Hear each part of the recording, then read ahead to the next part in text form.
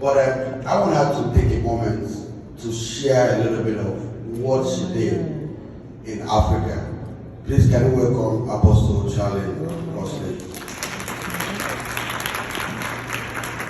So I really want you to tell us about real quick how what inspired you to go to Ghana to start building the school in Ghana.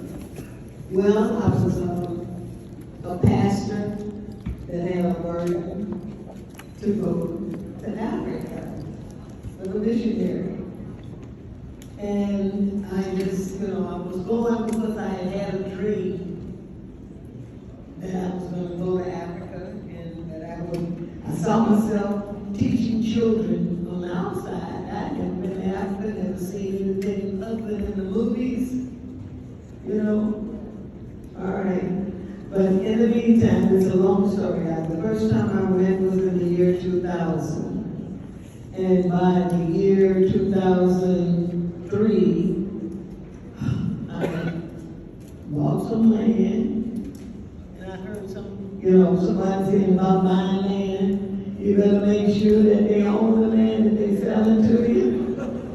But I bought some land, and then there was a need, and when I would go, just on a yearly basis, the little girls would come and ask, well, Mama, you need some money to help with that. I said, well, where is Daddy? He says he's not responsible.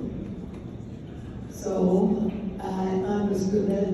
Now I understand that's more than one way he was not responsible. But in the meantime, it's such a long story, but in the meantime, because I was a teenage bride with a teenage mother, and I knew what it was like, and I said, I can sew, so what I'll do, I don't know where I thought I'd get the money from, but I would go to school. Wow. And, oh God, the way you take your feet one in front of the other.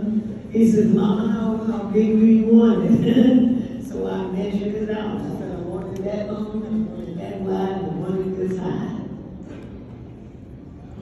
And in 2003, I think it was, we started building.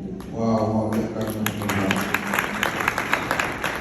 So before you go, what advice or would you give to people of African descent to encourage them to go back to Africa, which is the vision of the Diaspora Africa Conference, Garden of Africa, people of African descent?